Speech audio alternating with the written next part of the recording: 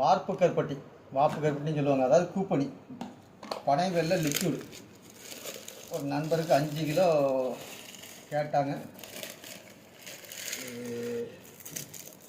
சாமானியமாக கிடைக்காது, நீங்கள் பணம் கொடுத்தா கூட கிடைக்காத ஒரு பொக்கிஷம். சரிங்களா?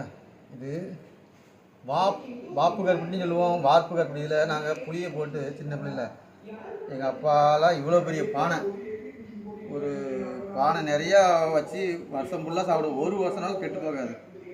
சரிங்களா? ஒரு வருஷம்னாலும் கெட்டு போகாது.